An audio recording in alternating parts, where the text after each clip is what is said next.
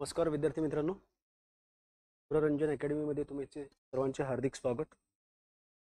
आपल्या 31 ऑगस्ट रोजी झालेल्या राज्यसेवा पूर्व परीक्षेच्या पेपरमधील जॉग्राफीच्या प्रश्नांची चर्चा डिस्कशन आपण आज करणार आहोत. या जॉग्राफीच्या पेपरमध्ये आपण बऱ्यापैकी सर्व प्रकारचे प्रश्न टाकले होते की ज्यामध्ये कन्सेप्च्युअल, फॅक्च्युअल, थोडेफार ॲनालिटिकल प्रश्न होते. तो चला तर आपण त्याचा आढावा घेऊयात आता पटपट. पहिला प्रश्न बघा, नवनिर्धारवाद किंवा थांबावजा निर्धारवाद ही संकल्पना कोणी मांडली होती? त्यावेळेस आपण भूगोलाचा अभ्यास करतो त्यावेळेस भूगोलातल्या काही महत्त्वाच्या संकल्पना किंवा भूगोलामधले महत्त्वाचे टर्मिनॉलॉजीज, संज्ञा कोणी सर्वप्रथम मांडल्या होत्या हे आपल्याला माहिती असलं पाहिजे. तसंच भूगोलामध्ये जी काही प्रमुख पुस्तकं, ग्रंथ लिहिले गेले ते कोणी लिहिले होते त्यावर आयोग बऱ्याचदा प्रश्न विचारतो. त्याची एक यादी करायची आणि ती तोंडपाठ करायची. सो ग्रिफिथ टेलर हे एक शास्त्रज्ञ होते, भूगोलतज्ञ होते, ज्यांनी स्टॉप अँड गो डिटर्मिनिझम अशी संकल्पना मांडली होती. आता ती स्टॉप अँड गो डिटर्मिनिझम कन्सेप्ट काय आहे त्याची चर्चा आपण इथे करणार नाहीये. पुढचं बघा आता, खालीलपैकी कोणती जोडी योग्यरित्या जुळत नाही? काळजीपूर्वक पेपर सोडवायचा असतो का, तर बऱ्याचदा घाईघाईमध्ये आपण कोणती जोडी योग्यरित्या जुळते असा विचार करतो आणि उत्तर शोधतो. मी प्रश्न शांतपणे व्यवस्थित वाचा आणि लक्षपूर्वक पर्याय निवडायचे. सौरमंडलातील सर्वात मोठा ग्रह गुरु लार्जेस्ट कोण आहे? ज्युपिटर आहे. सर्वात लहान कोणता आहे? बुध. कोण आहे? मर्क्युरी. दोन्ही विधान बरोबर आहेत. ब्राइटेस्ट सर्वात तेजस्वी कोण आहे? शुक्र, व्हीनस. बरोबर आहे. आणि सर्वात हळू चालणारा ग्रह, स्लोएस्ट मूव्हिंग प्लॅनेट काय दिलंय? मार्स. बरोबर आहे, पण हे चुकीचं आहे. ते काय आहे? नेपच्यून आहे. क्लिअर? तो कोणती जोडी जुळत नाहीये? जोडी क्रमांक 4 जुळत नाही. पुढे बघा आता, खालीलपैकी कोणते भूस्थिर कक्षेचे जिओ योग्य वर्णन करते? जिओ स्टेशनरी किंवा सन सिंक्रोनस. त्याला आपण जे उपग्रह सोडतो ना, एक थोडक्यात मी एक्सप्लेन करतो तुम्हाला कन्सेप्ट क्लिअर व्हावा म्हणून. आपण पृथ्वीवरून जे उपग्रह सोडतो ना, त्या उपग्रहांचे दोन प्रकार मानतो. तर हा बॉक्स म्हणजे उपग्रह आहे आणि ही आहे आपली पृथ्वी. हे दोन प्रकारचे असतात. पहिला असतो पोलार सिंक्रोनस सॅटेलाइट, दुसरा असतो जिओ सिंक्रोनस किंवा त्यालाच आपण म्हणतो सन सिंक्रोनस सॅटेलाइट. आता प्रश्नात आपल्याला याचा उल्लेख केलेला आहे, जिओ. यात फरक काय लक्षात घ्या. ज्यावेळेस आपण या दोन्ही उपग्रहांचा विचार करतो त्यावेळेस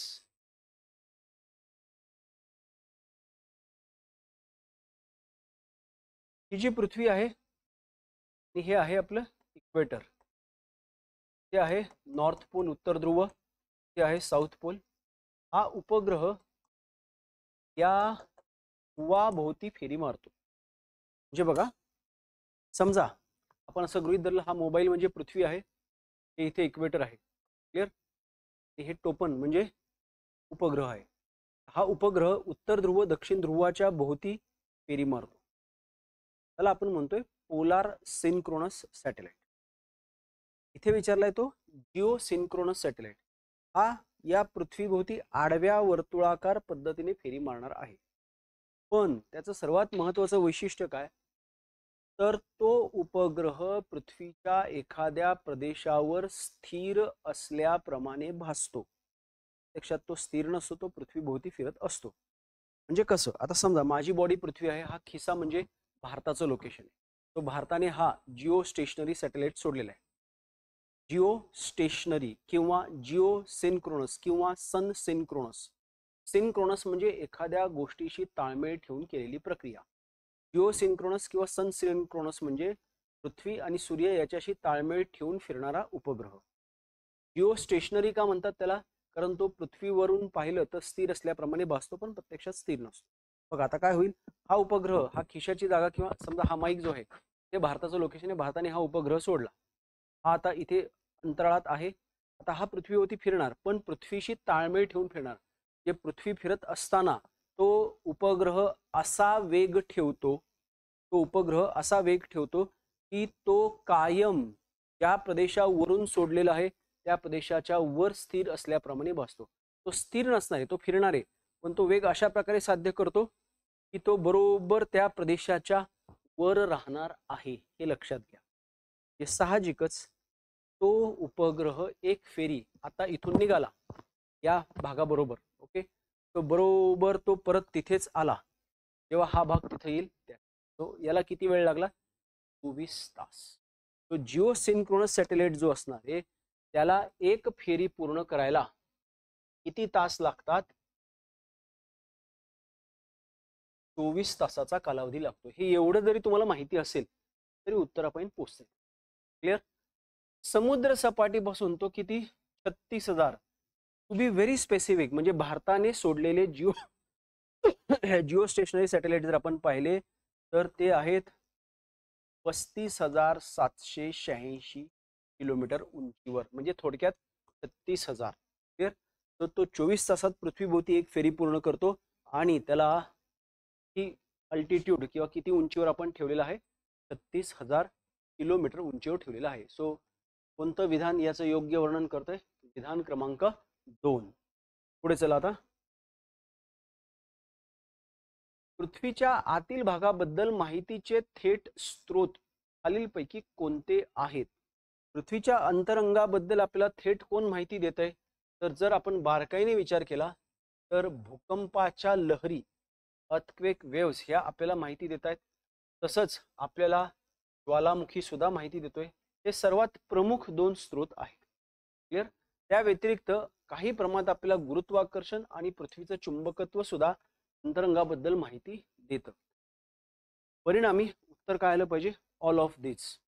पण जर बारकाईने आपण विचार केला त्यातले सर्वात महत्त्वाचे स्रोत कोणते आहेत, अर्थक्वेक वेव्स आणि व्हॉल्कॅनिक इरप्शन.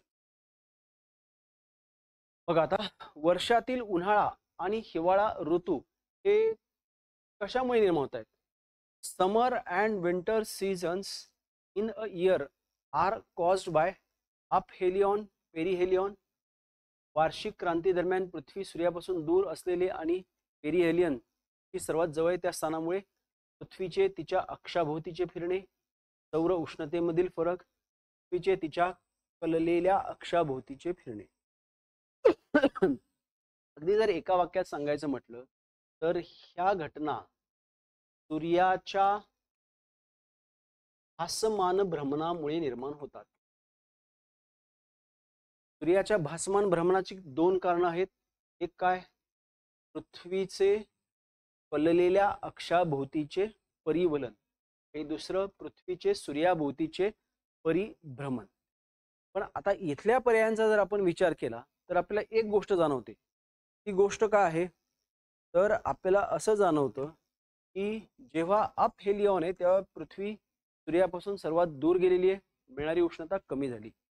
पृथ्वी सर्वात जवळ आहे त्यावेळेस मिळणारी उष्णता जास्त झाली. सो पेरिहेलियनमुळे कुठला ऋतू निर्माण होणार, उन्हाळा. अपहेलियनमुळे कुठला निर्माण होणार, हिवाळा. क्लिअर. तर या 4 पर्यायांचा जर विचार केला तर आपण त्याला 1 नंबरला सिलेक्ट करू.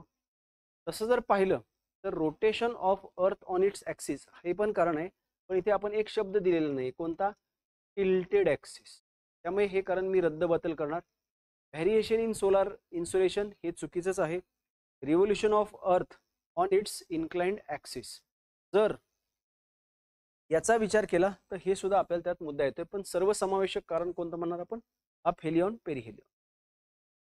पुढे बघा आता,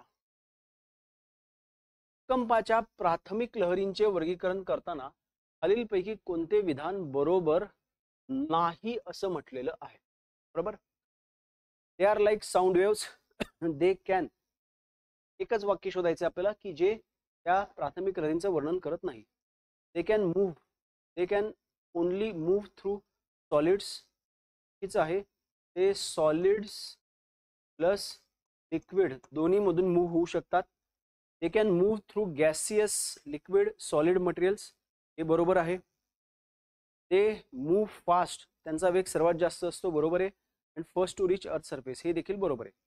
त्या साऊंड वेव्स प्रमाणेच मेकॅनिकल वेव्स आहेत, त्यांना पुढे जाण्यासाठी माध्यमाची आवश्यकता असते. तो चुकीचं विधान कोणतं आहे?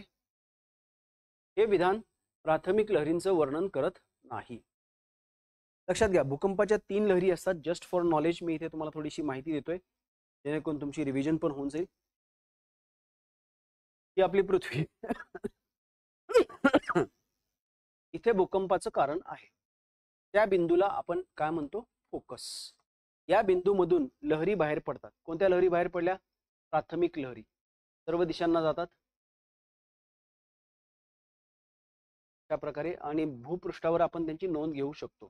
त्या कोणत्या झाल्या? प्राथमिक लहरी. तसंच तिथून बाहेर पडल्या दुसऱ्या कोणत्या? दुय्यम लहरी, सेकंडरी. त्याला आपण म्हणणार एस वेव्स. एस वेव्स इथून इथपर्यंत पोहोचलेल्या नाहीत, पी वेव्स पोहोचलेल्या. मी हा भाग झाला एस वेव्हचा शॅडो झोन, तर पी वेव्हचा पण शॅडो झोन होत असतो. आता या फोकस मधून निघालेल्या या लहरी, या इथल्या फोकस मधून निघालेल्या या लहरी, सर्वात जवळचा बिंदू कोणता आहे? तर हा भूपृष्ठावरचा जिथे पोहोचल्या त्याला आपण काय म्हणतो? EP centre. आणि इपी सेंटर पासून कोणत्या लहरी निघतात? पृष्ठीय. 3 प्रकारच्या लहरी झाल्या. कोणत्या? प्रायमरी वेव्ह, सेकंडरी वेव्स आणि एल वेव्स. त्यालाच लव वेव्स, रॅली वेव्स असं पण म्हटलं जातं. पृष्ठीय लहरी, सरफेस वेव्स असं पण म्हटलं जातं. पी आणि एस फोकस पासून इपी सेंटर पर्यंत, आणि पृष्ठीय लहरी एल वेव्स ह्या इपी सेंटर पासून पृष्ठभागातून सगळीकडे. या एल वेव्स अंतरंगात पृथ्वीच्या आतमध्ये जात नाही. पृथ्वीच्या पृष्ठभागावर जे काही नुकसान होतं ते नुकसान कशामुळे होत असतं? तर ते या हिरव्या दाखवलेल्या एल वेव्समुळे होत असतं. तर ह्या पी वेव्स ज्या आहेत त्या पी वेव्स स्थायू, द्रव दोन्हीमधून जातात. त्यांचा वेग सर्वात जास्त असतो. व्हेअरॅज एस वेव्स, दुय्यम लहरी, ह्या फक्त स्थायूमधून जातात, द्रवातून जात नाहीत. आणि दुय्यम लहरींचा वेग प्राथमिक लहरींपेक्षा कमी असतो. हे काही बेसिक मुद्दे ध्यानात ठेवा. पुढे चला. पृथ्वीच्या पृष्ठभागावर खालीलपैकी कोणते बल विनाशकारी घटक म्हणून काम करते? जे पृथ्वीच्या पृष्ठभागावर जी काही भूरूप आहेत ती भूरूप नष्ट करण्याचं काम खालीलपैकी कोणता घटक करतोय, असा तो प्रश्न आहे. तर तुम्ही बारकाईने बघितले तर वारा, हिमनदी, कंप, सागरी लाटा, या 4ही घटकांद्वारे पृथ्वीच्या पृष्ठभागावरील भूरूपांचा फेरबदल होतो, भूरूप नष्ट होतात. त्यापैकी वारा, हिमनदी, सागरी लाटा ही भूबाह्य बलांची कारक आहेत, आणि कंप हे भू अंतर्गत बलाचं स्वरूप आहे. पण हे 4ही काय करणार आहेत? विनाशकारी घटक म्हणून क्रियाशील आहे. तर काय येणार? वरील सर्व. पुढचं बघा. आता खालील विधाने विचारात घ्या. प्रत्येक ज्वालामुखी उद्रेकापूर्वी भूकंप होतो. दुसरं विधान, प्रत्येक भूकंपानंतर ज्वालामुखी उद्रेक होत नाही. थोडंसं कन्फ्युजिंग टाकलेलं आहे मी स्टेटमेंट, नीट बघा. प्रत्येक ज्वालामुखी उद्रेकाच्या आधी भूकंप होतो का? तर हो. का? कारण हे पृथ्वीचं कवच आहे. आतमधला शिलारस बाहेर पडण्याची प्रक्रिया म्हणजे ज्वालामुखी उद्रेक. हा शिलारस पृथ्वीच्या कमकुवत भेगा पडलेल्या कवचातून बाहेर पडताना त्या कवचाला आतून काय करतो? जोरात धडका देतो. या धडका मिळाल्यामुळे ते कवच काय होतं? आदरतं. ते भूकंप जाणवतो. तो ज्वालामुखी प्रक्रियेदरम्यान शिलारस बाहेर पडत असताना तो कवचाला सतत धडका देतो, आणि त्या धडका कमी जास्त तीव्रतेचे असतात. ते आपल्याला भूपृष्ठावर कशा स्वरूपात जाणवणार आहेत? त्यामुळे प्रत्येक ज्वालामुखी उद्रेकाआधी भूकंप होतो. दुसरा मुद्दा बघा. प्रत्येक भूकंपानंतर ज्वालामुखी उद्रेक होत नाही. कसं आहे बघा. ज्वालामुखी उद्रेक होताना त्या शिलारसाने धडक दिली, कवच हल्लं, भूकंप झाला, आणि मग नंतर काय झालं? शिलारस बाहेर पडला, ज्वालामुखी उद्रेक झाला. पण कंप व्हायला हे शिलारसाचा उद्रेक किंवा ज्वालामुखी हे एकमेव कारण नाहीये. कंप इतर कारणांमुळे सुद्धा होऊ शकतो. जेव्हा भूपट्ट परस्परांना धडकतायत त्यावेळेस भूकंप होऊ शकतो. तणावकारी बल काम करतायत त्यामुळे भूकंप होऊ शकतो. तो प्रत्येक भूकंपानंतर ज्वालामुखी होईल असं नाहीये. कारण त्या भूकंपामागचं कारण ज्वालामुखी का व्यतिरिक्त जर काही असेल, आय रिपीट, भूकंपाचं कारण ज्वालामुखी उद्रेक असेल तर त्या ज्वालामुखी उद्रेकानंतर भूकंप होईल. भूकंपाचं कारण इतर जर काही असेल, ज्वालामुखी उद्रेका व्यतिरिक्त इतर जर काही कारण असेल तर त्या भूकंपानंतर ज्वालामुखी उद्रेक होत नाही. बरोबर. तो काय, दोन्ही विधाने बरोबर. पुढे बघा, खालीलपैकी कोणती जोडी योग्यरित्या जुळते? बदायून, पिग्मीज, बिंदिबू, माया. आणि पुढे आपण काही खंड, काही भाग दिलेत. तुम्ही जर वरवर अभ्यास केला असेल तुम्हाला हेच लक्षात येणार नाही ही नावं काय आहेत. ह्या मुळात काय आहेत? जगातल्या प्रमुख आदिवासी जमाती आहेत. जगाच्या भूगोलावर फारसे प्रश्न येत नाहीत, पण क्वचित प्रश्न असतात की ज्या प्रश्नांमध्ये आपल्याला जगातील प्रमुख जमाती, जगातील सरोवर, जगातील नद्या, जगातील सर्वोच्च शिखर यांची माहिती असणं अपेक्षित आहे. प्रमुख भूरूप, नद्या, जमाती वगैरे माहिती पाहिजे. बघा इथे मी माहिती प्रोव्हाइड केलेली ती. जागतिक स्तरावरील महत्त्वाच्या जमातींमध्ये ऑस्ट्रेलियामधले आदिवासी, सहारा, मध्य पूर्वेतील बदायू, कल्हारी वाळवंटातले बुशमॅन, न्यूझीलंडचे माओरी, काँगो बेसिनमधील पिग्मी यांचा समावेश होतो. इतर महत्त्वाच्या गटामध्ये आफ्रिकेतील बर्बर, पश्चिम आफ्रिकेतील फुलानी, पूर्व मध्य आफ्रिकेतील मसाई. आता बघा इथे काही दिलेत मी. बदायून हे सहारा आणि मध्य पूर्व वाळवंटामध्ये आपल्याला गल्फ कंट्री जे आहेत, पश्चिम आशिया, खरं तर मध्य पूर्व शब्द आपण वापरणं चुकीचं आहे. पश्चिम आशिया आणि सहारा वाळवंटात ते बदायून आपल्याला आढळतात. हे दिलंय का आपण इथे बघा. येस, बदायून आपल्याला कुठे आढळत आहेत? पश्चिम आशियामध्ये आढळत आहेत. पिग्मी कुठे आढळत आहेत म्हटलं आपण? काँगो बेसिन मध्ये कोण आहेत? पिग्मी. सो ही सुद्धा जोडी बरोबर आहे. त्यानंतर पुढचे बघा, ऑस्ट्रेलियामध्ये आपल्याला कोणते आढळत आहेत? पिग्मी काँगो बेसिनमध्ये, मसाई हे पूर्व मध्य आफ्रिकेमध्ये, फुलानी पश्चिम आफ्रिकेमध्ये, बुशमन कल्हारीमध्ये, बर्बर हे मोरोक्को, अल्जेरिया, ट्युनिशिया म्हणजे वायव्य उत्तर आफ्रिकेमध्ये आहेत, झुलू हे दक्षिण आफ्रिकेमध्ये आहेत, एनू जपानमध्ये, चुकची रशियाच्या सायबेरिया भागामध्ये, कल्हारी बुशमॅन कल्हारी वाळवंटात बुशमॅन, कोरियाक्स हे उत्तर सायबेरियामध्ये, माओरी न्यूझीलंडमध्ये, पुनन हे आपल्याला मध्य बोर्नियामध्ये राहणारे आढळतात. बोर्निया म्हणजे आग्नेय आशिया, साऊथ ईस्ट एशिया. आदिवासी ऑस्ट्रेलियाचे मूळ रहिवासी. ऍक्च्युली याचा इंग्लिश शब्द हा ॲबोरिजिन्स असा आहे, लक्षात ठेवा. माओरी न्यूझीलंडमध्ये आढळतात आपल्याला. माया हे कुठे आढळतात आपल्याला? Mexico, Guatemala, Honduras. I think इथे आपण दिलेले माया. माया दक्षिण अमेरिका. बिंदिबू कुठे आढळतात आपला? ऑस्ट्रेलिया. सो कोणत्या जोड्या जुळत आहेत? सर्व जोड्या जुळत. क्लिअर?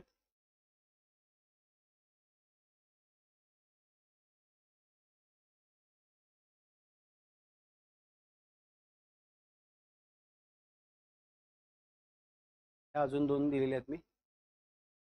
पुढे बघा आता, 2011 मध्ये भारतात झालेली, हे शब्द चुकला, 2011 मध्ये भारतात झालेली लोकसंख्या गणना, जे काय सेन्सस, पॉप्युलेशन सेन्सस, इथे पण सेन्सस शब्द नाहीये, ही एकूण 15वी जनगणना होती. दुसरं वाक्य बघा, शिक्षण मंत्रालय जे पूर्वी काय म्हणून ओळखलं जायचं? मानव संसाधन आणि विकास मंत्रालय म्हणून ओळखलं जायचं, ते भारतात जनगणना करण्यासाठी जनगणना आयुक्तांची नियुक्ती करतात. तर आता हे तुम्ही बऱ्याचदा पाठ कराल की भारतामध्ये जे काही 1872 पासून वगैरे जनगणना सुरू झाली होती, त्यानुसार ही 2011ची जनगणना भारतातील कितवी आहे हे बऱ्याच जणांना माहिती असतं, पण गोंधळ होतो इथे. बरेचसे विद्यार्थी काय विचार करतायत, लोकसंख्येचा संबंध कशाशी आहे? मानव संसाधन विकासाशी संबंधित आहे. त्यामुळे ते मंत्रालय म्हणजेच नाव बदललेलं आजचं शिक्षण मंत्रालय जनगणना आयुक्तांची नेमणूक करून जनगणना करत असेल असा काही विद्यार्थी अंदाज बांधतील. तो चुकीचा आहे. का चुकीचा आहे तर लक्षात घ्या. आधुनिक भारताच्या सर्वप्रथम देशाची लोकसंख्या मोजण्याचा प्रयत्न 1872 साली लॉर्ड मेयोच्या काळात झाला होता. त्यानंतर 1872 मध्ये ही लोकसंख्येची पहिली जनगणना झाली असं आपण म्हणतोय. त्यानंतर 1881 मध्ये शास्त्रशुद्धरित्या संपूर्ण भारताची नियमित स्वरूपाची जनगणना झाली. 1951 मध्ये स्वतंत्र भारतातील पहिली जनगणना पार पडलेली आहे. 2011 मध्ये झालेली जनगणना ही एकूणात कितवी होती? 15वी होती आणि स्वतंत्र भारताची कितवी होती? 7वी जनगणना होती. बघा आता, स्वातंत्र्योत्तर काळात केंद्र सरकारने जनगणना कायदा 1948 संमत केला. त्यानुसार देशाच्या गृह मंत्रालयाअंतर्गत जनगणना करण्यासाठी केंद्र सरकार काय करतंय? सेन्सस कमिशनरची अपॉइंटमेंट करत असतं. So which ministry is responsible for population census? It is home ministry. हे नीट ध्यानात ठेवा. तो हे चुकीचं आहे, हे बरोबर आहे, फक्त अ बरोबर. पुढे बघा आता, खालील विधाने विचारात घ्या आणि योग्य विधाने निवडा. पालघाट हा पश्चिम घाटातील एकमेव विखंडितता आहे. ती बरोबर आहे. पश्चिम घाट म्हणजे आपला सह्याद्री हा एक सलग पर्वतरांग आहे. कुठपासून कुठपर्यंत?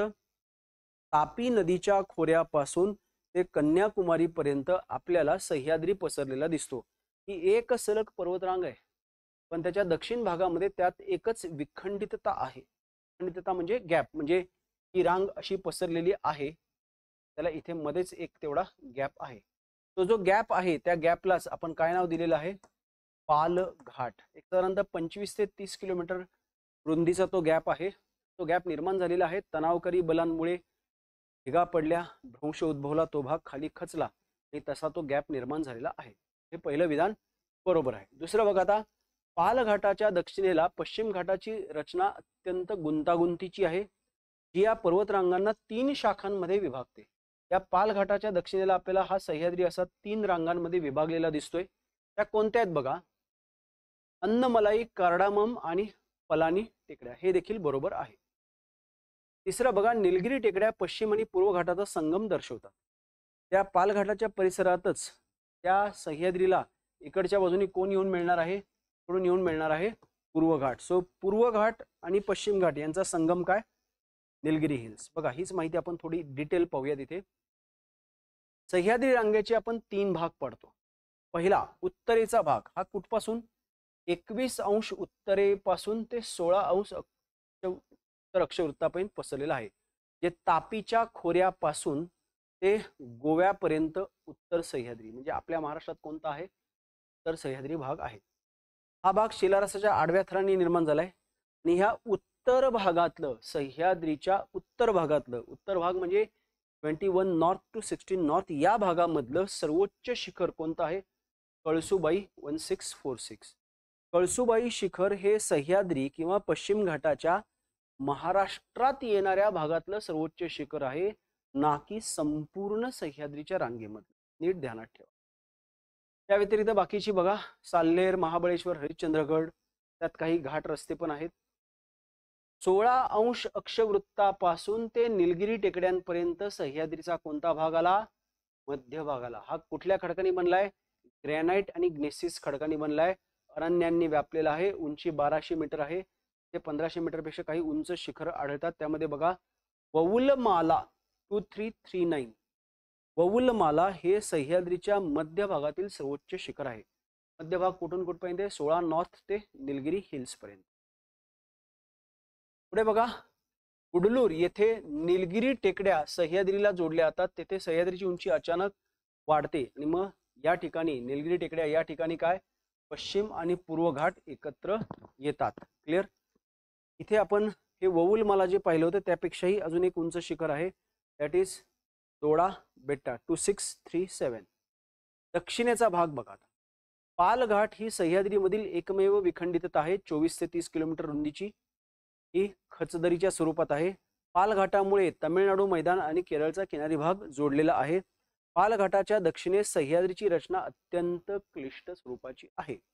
या भागातील सर्वोच्च शिखर अन्नाईमुडी 2695 किंवा 2696. सो नीट लक्षात घ्या. एक थोडक्यात आपण रिवाइज करू.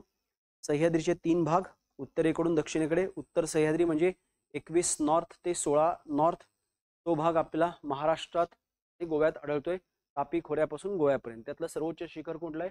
कळसुबाई. 16 नॉर्थ पासून ते निलगिरी हिल्स पर्यंत सह्याद्रीचा मधला भाग, मध्य भाग, तिथे दोडा बेट्टा आणि त्यानंतर वौलमाला ही शिखर आपल्याला आढळतात. निलगिरीमध्ये काय होतंय? पूर्व घाट आणि पश्चिम घाट म्हणजे सह्याद्री एकत्र येतात. त्या दक्षिणेला आपल्याला सह्याद्री ब्रेक झालेला आढळतो. तो ब्रेक म्हणजे पालघाट. जे खचदरीमुळे झालेलं आहे, 24 ते 30 किलोमीटर रुंदीचं आहे. पाल घाटाच्या दक्षिणेला सह्याद्रीची रचना अत्यंत किचकट स्वरूपाची आहे. तिथलं सर्वोच्च शिखर आहे अन्नमलाई किंवा अन्नाईमलाई 2696 मीटर्स. आता बघा, त्या पाल घाटाच्या दक्षिणेस सह्याद्रीच्या ज्या 3 रांगा निर्माण झाल्या त्या 3 रांगा कोणत्या? अन्नमलाई उत्तर दिशेला जाणारी, ईशान्येला जाणारी पलानी आणि दक्षिणेकडे जाणारी कार्डामम किंवा इलाई मलाई. क्लिअर? ही सह्याद्रीबाबतची माहिती व्यवस्थित लक्षात ठेवा.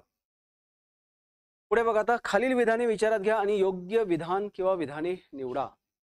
गंगा नदीचे खोरे राजस्थान राज्यापर्यंत पसरलेले आहे. सिंधू नदीचे खोरे अफगाणिस्तानात पसरलेले आहे.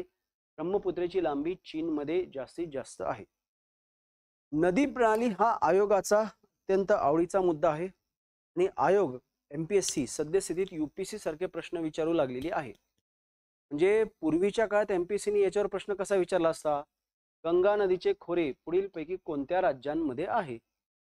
त्या प्रश्नात त्यांनी एका नदीबद्दलचाच अभ्यास तुमच्याकडून काढून घेतला असता. पण इथे त्यांनी एका प्रश्नामध्ये 3 नद्यांबाबतची माहिती विचारलेली आहे, गंगा, सिंधू, ब्रह्मपुत्रा. तर तशा प्रकारच्या प्रश्नांचा सराव करणं फार गरजेचं आहे.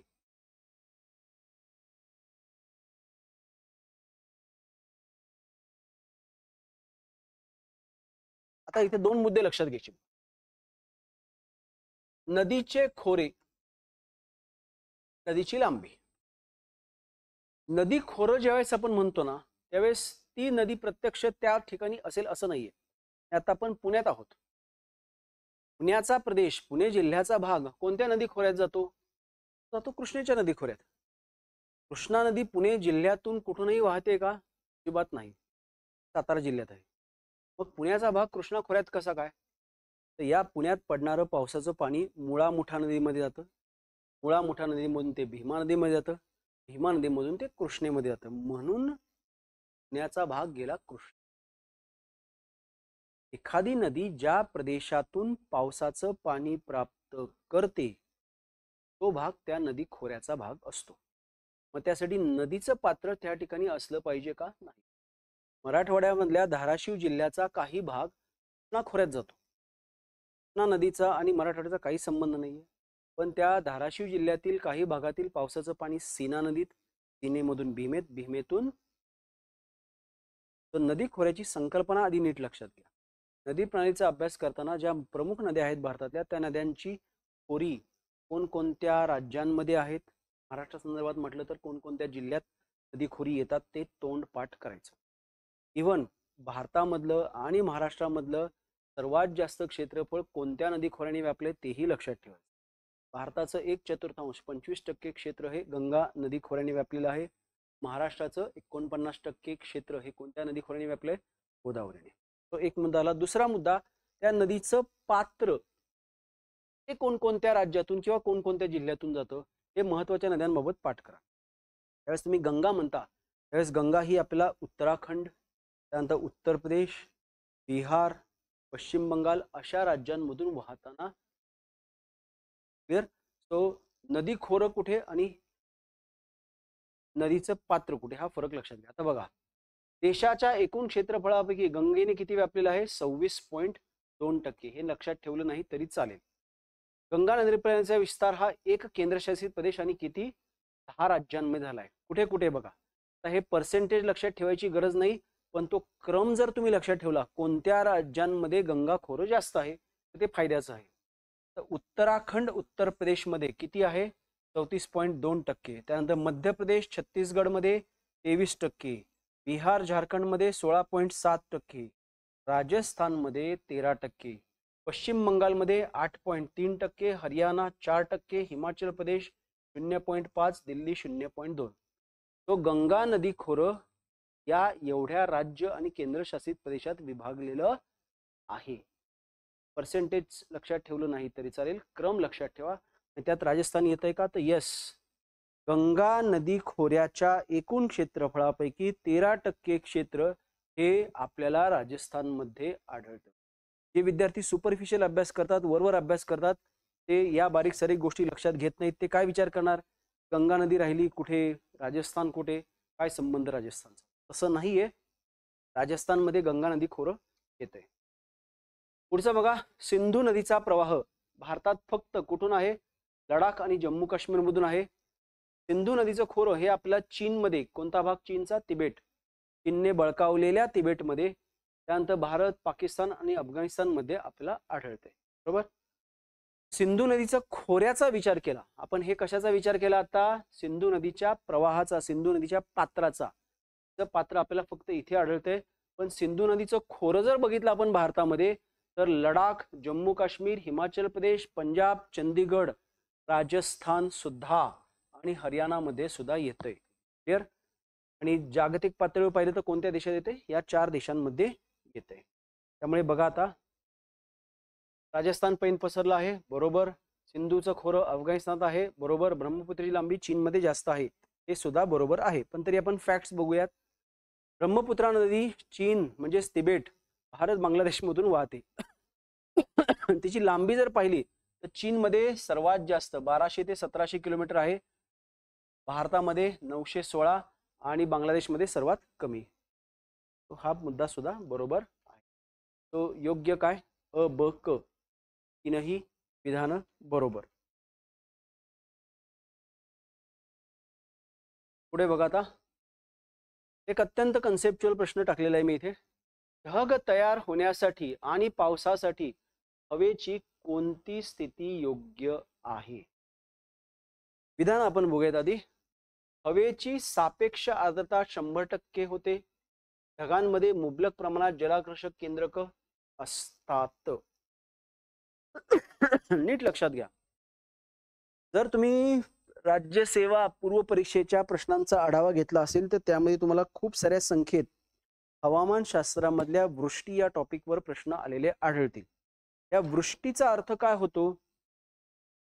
तर वृष्टी म्हणजे पाऊस किंवा हिमवृष्टी किंवा गारांचा पाऊस. या घटना उद्भवत आहेत ढगांपासून. तो वृष्टीच्या प्रक्रियेसाठी, पाऊस पडण्यासाठी ढग निर्माण होणं आवश्यक आहे. आणि ढग निर्माण होण्यासाठी काय झालं पाहिजे? तर सर्वात पहिलं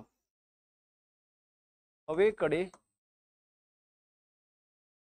मुबलक बाष्प पाहिजे. क्लिअर. आता मुबलक शब्दाला काही अर्थ नाहीये, त्यामुळे आपण तांत्रिक पद्धतीने काय म्हणणार? हवेची जी काही ह्युमिडिटी आहे, सापेक्ष आर्द्रता, किंवा त्याला आपण काय म्हटलेलं आहे? Relative humidity.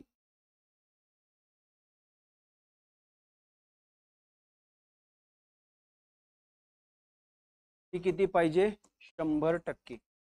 आता नीट ध्यानात ठेवा. त्यासाठी तुम्हाला आर्द्रता, ह्युमिडिटी म्हणजे काय?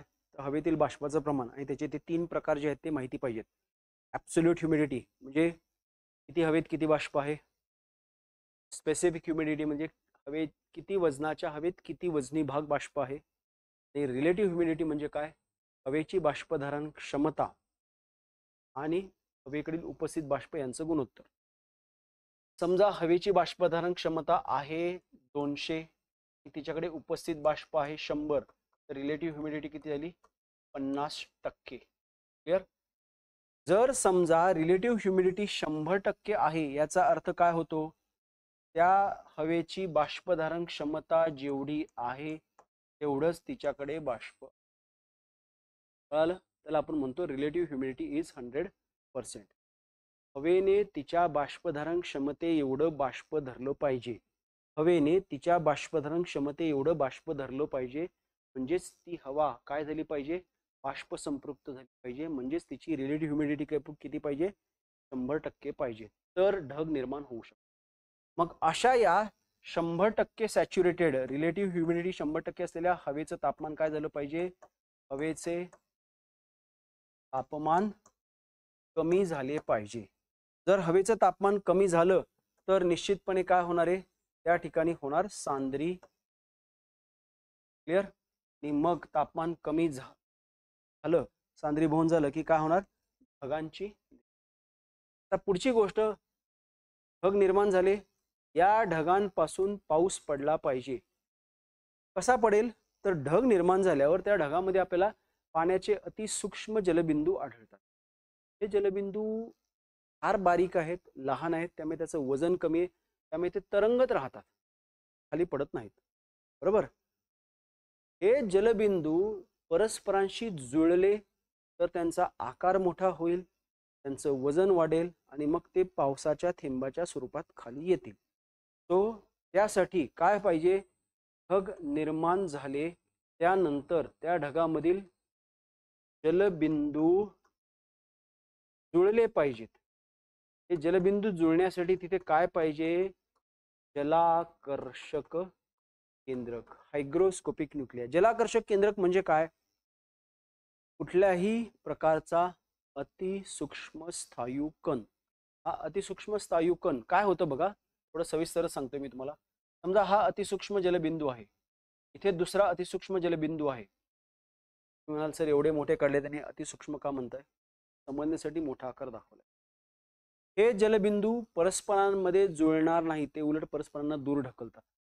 ते जुळले नाहीत तर आकार वाढणार नाही, वजन वाढणार नाही, खाली येणार नाहीत.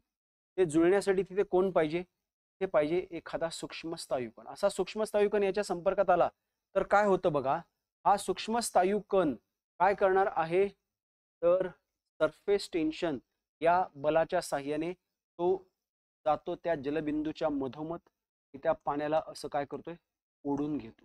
आता जर त्याच्याजवळ दुसरा जलबिंदू आला तर तो सुद्धा असा झट दिशेने खेचला जाणार. म्हणजे जर इथे केंद्रभागी सूक्ष्म स्थायू कण म्हणजे जलाकर्षक केंद्रक असेल तर तो जलबिंदू इतर जलबिंदूंना काय करतो, खेचून घेतो. जलबिंदू एकमेकांमध्ये जुळतात, आकार मोठा होतो, वजन वाढतं, पाऊस पडतो. कृत्रिम पर्जन्याच्या प्रक्रियेत आपण तेच करतो. इथे असा ढग शोधून काढायचा की ज्या ढगामध्ये काय आहे, मुबलक बाष्प आहे, म्हणजेच काय, त्याची रिलेटिव्ह ह्युमिडिटी 100 आहे. अशा ढगामध्ये काय कमी पडतंय, जलाकर्षक केंद्र कमी पडतंय. मग आपण कृत्रिम पावसामध्ये विमान रॉकेटच्या साहाय्याने त्या ढगामध्ये फवारतो, क्षार फवारतो, की जे क्षार कशाचं काम करतात, जलाकर्षक केंद्रकाचं. मग ते जलबिंदू जुळतात. आणि क्लिअर. तो ही प्रोसेस नीट ध्यान ठेवा. टॉपिक खूप मोठा आहे, तेवढा मी इथे शिकवत बसू शकत नाही, पण जे काही महत्त्वाचं आहे ते मी तुम्हाला सांगितलं. तो काय, आर्द्रतायुक्त हवा तपांबरामध्ये ऊर्ध्वगामी होणे किंवा वर जाणे आवश्यक आहे. आता याचा काय संबंध बघा. इथे काय म्हटलं आपण, हवेचं तापमान काय झालं पाहिजे, कमी झालं पाहिजे. हवेचं तापमान कधी कमी होतं, जर समजा भूपृष्ठालगतची हवा तपांबरामध्ये वर जायला लागली. हवामानशास्त्राचा अभ्यास करताना, तपांबर अभ्यासाने तुम्ही हे अभ्यासलेलं असेल की तपांबरामध्ये वर जाताना तापमान काय होतं, कमी. हे तापमान कमी होणं गरजेचं आहे, जेणेकरून त्या हवेकडे अतिरिक्त बाष्पाची निर्माण होईल आणि जलबिंदू निर्माण होतील. क्लिअर. तो आर्द्रतायुक्त हवा म्हणजे बाष्पयुक्त हवा तपांबरात वर जायला पाहिजे. बरोबर. हवेची सापेक्ष आर्द्रता रिलेटिव्ह ह्युमिडिटी 100% झाली पाहिजे. बरोबर. ढगामध्ये मुबलक जलाकर्षक केंद्रक असली पाहिजेत. बरोबर. ह्या सगळ्या गोष्टी आवश्यक आहेत कशासाठी, ढग तयार होणे आणि पाऊस पडण्यासाठी. ब पुढचा प्रश्न बघा, खालीलपैकी कोणती जोडी चुकीची जुळली आहे. इथे आपण सिद्धांत दिलेले आहेत. हे सिद्धांत कसले आहेत, हे सिद्धांत आहेत सौरमंडलाच्या निर्मितीचे. हा प्रश्न आयोगाने अनेकदा टाकलेला आहे, त्यामुळे तोंड पाठ करायचं. इथे मी यादी देतोय बघा. कांटची तेजोमेघ संकल्पना, लाप्लासचा तेजोमेघ सिद्धांत, लॉकियरचा उल्का उत्पत्ती सिद्धांत, चेंबरलेन आणि मुल्टनची ग्रह कण परिकल्पना, जेम्स जीन्स आणि हेरॉल्ड जेफ्रीची भरती परिकल्पना, त्यानंतर लिटलटन यांचा जोडतारा सिद्धांत, डॉक्टर बॅनर्जी यांचा सेफिड सिद्धांत, आल्फ वेन यांचा विद्युत चुंबकीय परिकल्पना, ऑटो श्मिडचा आंतरविश्वधुली सिद्धांत. आपल्याला कोणते दिलेले आहेत, तेजोमेघ सिद्धांत लाप्लास. बरोबर आहे का, लाप्लासचा तेजोमेघ सिद्धांत. त्यानंतर काय दिलेलं आहे, ग्रहकण परिकल्पना चेंबरलिन आणि मुल्टन. बरोबर आहे का, चेंबरलिन मुल्टन ग्रह कण, ग्राहकांना झाले ते ग्रह कण पाहिजे, ग्रह कण परिकल्पना. त्यानंतर जेम्स जीन्स आणि जेफ्रीसची भरती परिकल्पना. तो हे तीनही बरोबर आहेत. चुकीची कोणती जुळली आहे, चुकीची. आता तुम्ही गडबडीत काय चूक करता लक्षात घ्या, तेव्हा तिन्ही बरोबर आहेत. आणि आपण झट दिशेने हे मार्क. आयोग पण जाणून बुजून चुकीचा पर्याय आधी देतं, हे लक्षात घेणं गरजेचं आहे. क्लिअर? तो इथे प्रश्नाच्या पर्यायांमध्येच चूक आहे, समजून घ्या जरा. काय विचारलं होतं आपण? खालीलपैकी कोणती जोडी चुकीची जुळलेली आहे? परत एकदा बघूयात आपण. तेजोमेघ कोणाचा आहे? लाप्लासचा तेजोमेघ सिद्धांत. ग्रहकण परिकल्पना चेंबरलिन आणि मुल्टन. जेम्स जीन हेरॉल्ड जेफ्रीची कोणती आहे? भरती. तो हे तर इथे काय पाहिजे होतं? बरोबर जुळली आहे. किंवा इथे पर्याय काय पाहिजे होता? यापैकी चूक जरा समजून घ्या. खालील विधाने विचारात घ्या आणि योग्य पर्याय निवडा. हिमालयीन प्रदेशात ढग फुटण्याची तीव्रता आणि वारंवारता वाढत आहे. क्लाउड बस्ट ढगफुटीची घटना हिमालयामध्ये फार तीव्र प्रमाणात होते, वारंवार होते. व जागतिक तापमान वाढीमुळे हवेतील सापेक्ष आर्द्रता वाढत आहे आणि हिमालय प्रतिरोध प्रभाव निर्माण करत आहे. पर्याय बघा. अ ब बरोबर आहेत. ब हे अ चे स्पष्टीकरण आहे. अ ब बरोबर आहेत. ब हे अ चे स्पष्टीकरण नाही. अ बरोबर, ब चूक, अ चूक, ब बरोबर. जर बारकाईने विचार केला, हे ॲसर्शन रिझनिंगच्या स्वरूपातला प्रश्न आहे. ते अ ब असेलच असं काही नाही. आयोग कदाचित इथे काय देईल? ए आणि आर तर इथे बदल असेल. ते नीट लक्षात घ्या. हिमालयामध्ये ढगफुटीच्या घटना वाढतायत का? तर हो, वाढतायत. पहिलं वाक्य बरोबर आहे. ए इज किंवा अ हे बरोबर आहे. ब हे त्याचं कारण आहे का? तर बघा, जागतिक तापमान वाढीमुळे समुद्राच्या पाण्याचं तापमान वाढतंय. त्यामुळे समुद्रावरील पाण्याचं तसेच भूपृष्ठावरील जमिनीवरील मृदेतील ओलाव्याचं सुद्धा बाष्पीभवन वेगात होतंय. बाष्पीभवन जास्त प्रमाणात आणि वेगात झालं की हवेतील बाष्पाचं प्रमाण वाढतं. हवेतील बाष्पाचं प्रमाण वाढलं की काय वाढली? हवेची सापेक्ष आर्द्रता वाढली. सापेक्ष आर्द्रता वाढली हा एक मुद्दा. आणि त्या बाष्पयुक्त हवेला हिमालय काय करतोय? प्रतिरोध म्हणजे अडथळा निर्माण करतोय. त्यामुळे हिमालयामध्ये वारंवार खूप मोठ्या आकाराचे ढग निर्माण होतात. त्या ढगांपासून पाऊस पडतो. का? तर या वर जाणाऱ्या हवेकडचं काय वाढलेलं आहे? बाष्प वाढलेलं आहे. हा पर्वत त्या हवेला काय करतोय? अडथळा करतोय. मग ही हवा वर जाताना या किचकट पर्वतरांगांना काय होते? अडते आणि महाकाय ढगांची निर्मिती होते की ज्याच्यापासून एकाच वेळेस खूप जास्त पाऊस पडतो. तो दोन्ही विधानं बरोबर आहेत आणि हे व हे अचं कारण किंवा स्पष्टीकरण आहे. तुमचा जर हवामानशास्त्रातला सांद्री भवन किंवा प्रेसिपिटेशनाची कन्सेप्ट क्लिअर असेल आणि तुम्ही न्यूजपेपर वाचत असाल, तुम्हाला त्या प्रश्नाचं उत्तर झटकन देता येईल. पुढे बघा, खालील विधाने विचारात घ्या आणि योग्य विधान निवडा. उष्ण आर्द्र उष्णकटिबंधीय हवामान प्रदेशात रासायनिक अपक्षय आणि तीव्र स्वरूपाचे लिचिंग नावाच्या प्रक्रियेद्वारे लॅटराइट मृदा निर्माण होते. भारतामधील किंवा जगामधील मृदा प्रकारांचा अभ्यास करताना तुम्ही ज्या काही मृदा पाहता त्यामधली एक महत्त्वाची मृदा आहे लॅटराइट. त्याला आपण मराठीमध्ये जांभी मृदा असं संबोधू. ही जी जांभी मृदा आहे ना, ही जांभी मृदा काय आहे? तर कोकणामध्ये आपल्याला ती आढळते. दक्षिण कोकणामध्ये सिंधुदुर्ग, रत्नागिरी, गोवा लगतचा कर्नाटकचा भाग. ही मृदा निर्माण होत असताना तिच्यावर हवामानाचा परिणाम होतो. काय होतं? तर त्या भागातील अग्निजन्य खडकाला दीर्घकाळ एका विशिष्ट हवामानाला सामोरं जावं लागलं. कोणत्या प्रकारचं हवामान? तर अल्पकाळ अतिवृष्टी आणि दीर्घकाळ जास्त तापमान. दीर्घकाळ जास्त तापमान, उर्वरित दीर्घकाळ जास्त तापमान हे कशाचं उदाहरण आहे? उष्ण कटिबंधीय हवामान. आर्द्र म्हणजे पाऊस भरपूर आहे. इथे काय होतंय? त्या भरपूर जास्त पडणाऱ्या पावसामुळे खडक ठिसूळ होतो. कोणत्या प्रक्रियेने? रासायनिक प्रक्रियेने. तसंच त्या अति जास्त पावसामुळे त्या ठिसूळ होणाऱ्या खडकामधील अनेक क्षार पाण्यामध्ये विरघळून निघून जातात. पावसाच्या पाण्याबरोबर क्षार विरघळून निघून जाण्याची प्रक्रिया म्हणजे लिचिंग. तर ही जी प्रक्रिया आहे ती प्रक्रिया पहिल्या वाक्यात दिलेली बरोबर आहे. या प्रक्रियेमुळे कशाची निर्मिती होते? लॅटराइट मृदेची निर्मिती होते. पुढे बघा आता. उच्च तापमान आणि मुसळधार पावसामुळे चुना, सिलिका सारखी पाण्यात विरघळणारी खनिजे वाहून जातात. या लिचिंग प्रक्रियेचंच वर्णन आपण या वाक्यामध्ये केलेलं आहे. त्यामुळे लोह आणि ॲल्युमिनियम ऑक्साईड समृद्ध माती मागे राहते आणि त्यामुळे तिला काय असतो? लालसर रंग. कशामुळे? विशेषतः लोह तिथे शिल्लक राहिले. कारण लोखंड, ॲल्युमिनियम हे काय पाण्यात विरघळणार नाही. पाण्यात विरघळणारे पदार्थ कोणते होते? चुना आणि इतर. ते वाहून निघून गेले. शिल्लक राहिले न विरघळणारे लोखंडासारखे, की ज्यांचा रंग लाल आहे, त्यामुळे मातीला रंग काय मिळाला? लाल रंग. पुढे बघा, लॅटराइट हा शब्द लॅटिन भाषेतील लॅटर शब्दापासून आलाय, ज्याचा अर्थ वीट होतो. हे काय आहे? जेव्हा ही माती आपण खोदतो तेव्हा विटेसारखे तुकडे बाहेर पडतात. तुम्ही दख्खनच्या पठारावर बघा, तुम्ही दख्खनच्या पठार पाहिलं असेल तर आपल्या दख्खनच्या पठारावर काळी माती आढळते. ती काळी माती खोदायला लागल्यावर काय बाहेर पडतात? ढेकळं. तसंच लॅटराइट मृदेमध्ये ती मृदा खोदायला लागलं की तिथे जी ढेकळं बाहेर पडतात ना, ती ढेकळं इररेग्युलर शेपची नसतात. ते साधारणतः असे विटेसारखे तुकड्यांच्या स्वरूपात बाहेर पडतं. म्हणून तिला लॅटिन भाषेतील विटेचा शब्द लॅटर शब्दापासून लॅटराइट शब्द आलेला आहे. तो अ बरोबर, ब बरोबर, क बरोबर. चौथं बघा, ही माती भारतातील हिमालयन राज्यांमध्ये आढळते. साफ सुख. ही मृदा आपल्याला दक्षिण कोकणात आढळते. तसंच मेघालयामधल्या गारो खासी जयंतिया टेकड्या ज्या आहेत की जिथे खूप जास्त पाऊस पडतो ते आढळते. तो बरोबर कोणती आहेत? ब क. पुढचा प्रश्न बघा आता. खालील विधाने विचारात घ्या आणि योग्य विधाने निवडा. सौर ऊर्जेच्या उत्पादनात भारत जगात 3ऱ्या क्रमांकावर आहे.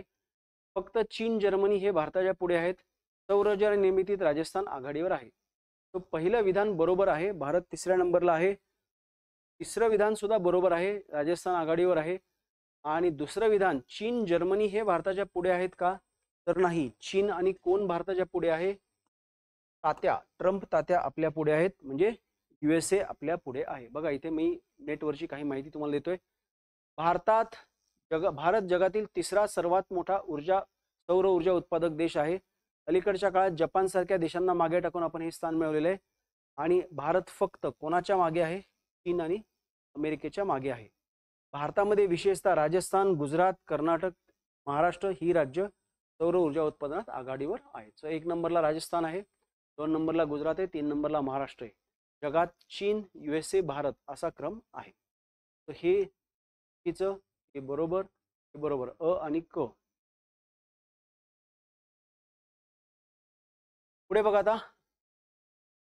खालील विधाने विचारात घ्या आणि योग्य पर्याय निवडा. उष्णकटिबंधीय पानझडी वने जास्त पाऊस. शब्द प्रयोग नीट लक्षात घ्या. उष्णकटिबंधातली कोणती म्हटलंय आपण? पानझडी वने जास्त पाऊस, 200 सेमीपेक्षा जास्त उष्णता आणि आर्द्रता असलेल्या भागात आढळतात.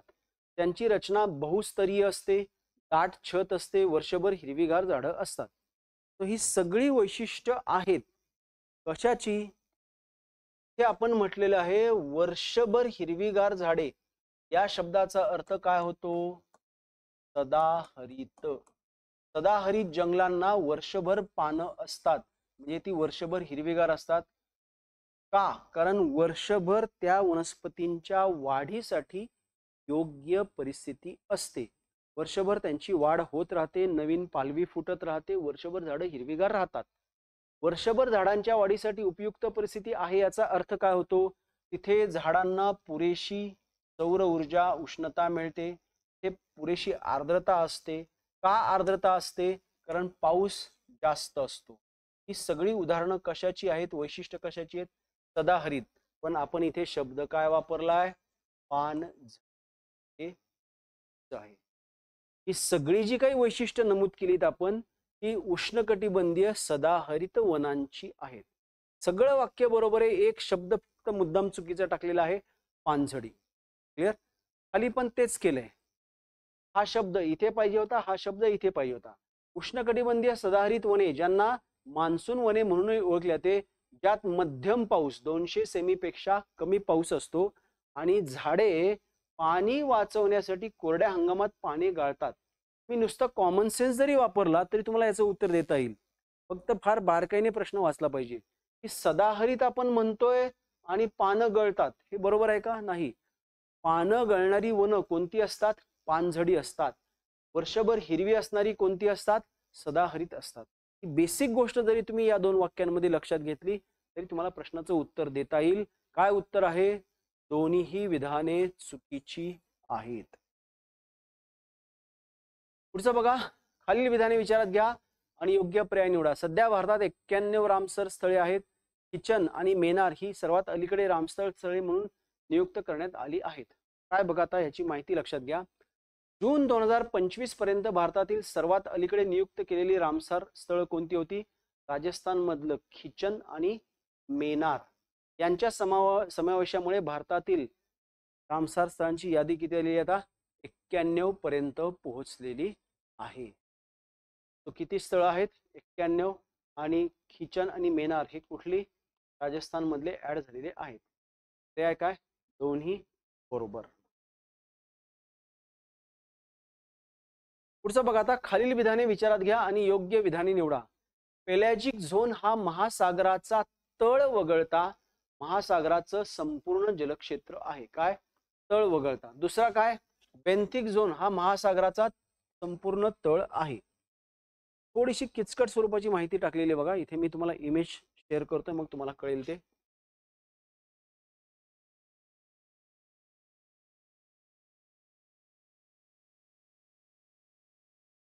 बघा, पेलॅजिक झोन समुद्राच्या तळाचा भाग वगळता समुद्री पाण्याचे संपूर्ण क्षेत्र जे काय पेलॅजिक. बघा इथे हा जो दिसतोय मी लाल रेषेत दाखवतोय तो आहे सागराचा तळ. त्याला एरो दाखवलाय आपण. त्याला काय म्हटले आपण? Benthic zone. आणि इकडे जो पाण्याचा भाग आहे तळाच्या वर पृष्ठभागापर्यंत त्याला आपण काय म्हटलेलं आहे? पेलॅजिक झोन. त्यामध्ये सुद्धा हा दाखवलाय आपण फोटिक झोन. का? कारण सूर्याची किरण इथपर्यंत येत आहेत. सूर्याची किरण इथून खाली पोहोचत नाहीत. त्याला आपण काय म्हणतोय? Aphotic zone. क्लिअर?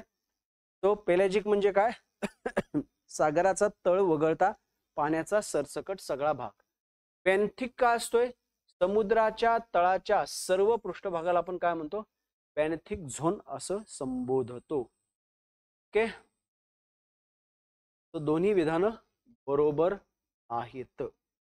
विद्यार्थी मित्रांनो, हे या आपल्या टेस्ट मधले सगळे प्रश्न होते. साधारणतः 15-16 प्रश्न होते. त्यामध्ये आपण काही किचकट, काही सोपे, काही कन्सेप्च्युअल, काही स्ट्रेट फॉरवर्ड, काही ॲनालिटिकल प्रश्न टाकले होते.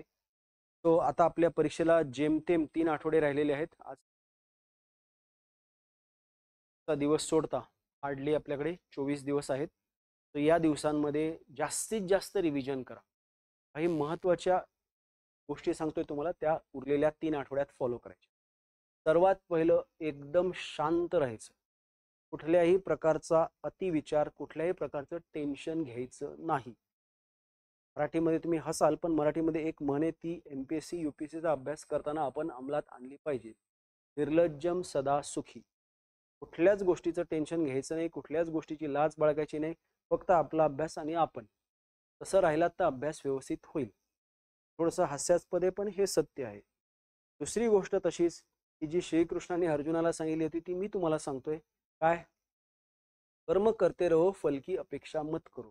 माझ्या हातात 3 आठवड्यात माझ्या समोर हा एवढा अभ्यासक्रम आहे. मला हे रिवाइज करायचे, हे PYQ बघायचे.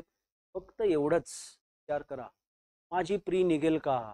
माझे जॉग्राफीचे प्रश्न बरोबर येतील का? माझी प्री यावर्षीची निघाली नाही तर काय होईल? या जर तरचा विचार करू नका. तुमच्या हातात काय आहे? अभ्यास करणं. फक्त तेवढं करत राहायचं. तो एकदम शांत डोक्याने फक्त अभ्यासात लक्ष केंद्रित करा. होईल न होईल ते आयोगावर सोडून द्या.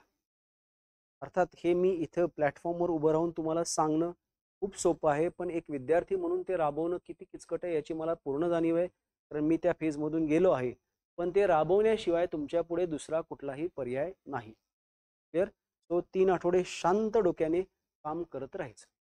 हे झालं psychological point of view. Actual study point of view काय करायचं? एक साधी गोष्ट लक्षात घ्या. आपल्या पुढे किती घटक आहेत? History, geography, polity, economy, science, चालू घडामोडी. या 6 घटकांमध्ये माझा स्ट्रॉंग पॉईंट काय आहे ते मला माहिती पाहिजे. आता मी जर म्हटलं तर माझा जॉग्राफी स्ट्रॉंग पॉईंट आहे, माझा सायन्स स्ट्रॉंग पॉईंट आहे, माझा हिस्ट्री स्ट्रॉंग पॉईंट आहे. तर मी आधी त्या विषयांवर फोकस करायचं.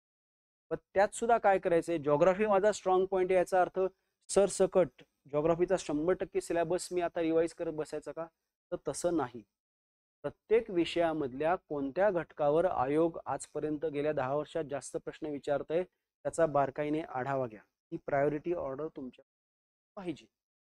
असेल तर तुमच्या संबंधित शिक्षकांकडून ती प्रायोरिटी ऑर्डर घ्या. तसं जर आपण विचार केला जॉग्राफीचा तर पर्यावरणावर 6 ते 5, 6, 7 प्रश्न, 6 पकडा ॲव्हरेज दरवर्षी सातत्याने येत आहेत.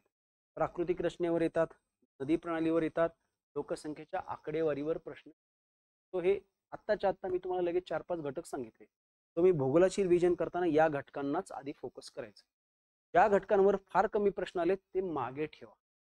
नाही रिवाईज झाले नो इश्यूज. ज्याच्यावर जास्त प्रश्न येतात त्या विषयांना, त्या घटकांना प्राधान्याने रिवाईज करायचे. शेवटची गोष्ट, कुठल्याही घटकाची रिव्हिजन करताना अतिशय बारकाईने प्रत्येक शब्द, प्रत्येक वाक्य बारकाईने रिवाईज करा, अनेकदा रिवाईज करा. Perfection is the key to success. तुम्ही बरेचसे प्रश्न बघितलेत की एखाद्या गोष्टीबद्दल 4 वाक्य आहेत, आपण 3 वाचलेली असतात, 4थं वाक्य आपल्या नजरेतून सुटलेलं असतं, प्रश्न हातचा गेला. असं होऊ शकतं, असं होतं. त्यामुळे प्रत्येक घटकाला ऑलराऊंड सर्वंकष व्यवस्थित बारकाईने अभ्यास. तर तो पुन्हा एकदा मी रिवाईज करतोय काही महत्वाचे मुद्दे की जे पुढच्या 3 आठवड्याकरता आवश्यक आहेत. कर्म करते रहो, फल की अपेक्षा मत करो. दुसरा मुद्दा, प्रत्येक विषय जे आहे त्यापैकी आपल्या स्ट्रॉंग पॉइंट कोणता आहे तो लक्षात घ्यायचा आहे. क्लिअर? तो स्ट्रॉंग पॉइंट लक्षात घेतल्यानंतर तिसरी गोष्ट काय, त्या प्रत्येक विषयातील जे प्रमुख घटक आहेत, हॉट इश्यूज म्हणून ज्याच्यावर आयोग मोठ्या प्रमाणात प्रश्न विचारतो, ते आधी रिवाईज करायचे. चौथी गोष्ट, ते कसे रिवाईज करायचे, तर त्यामध्ये बारकाईने प्रत्येक कोपरा न कोपरा, घटक न घटक, कण न कण आपला रिवाईज झाला. क्लिअर? तो हे या पद्धतीने फॉलो करा, यश निश्चित आहे. क्लिअर? सो पुढच्या टेस्टमध्ये आपण परत एकदा भेटूयात. तोपर्यंत thank you, good bye and all the best.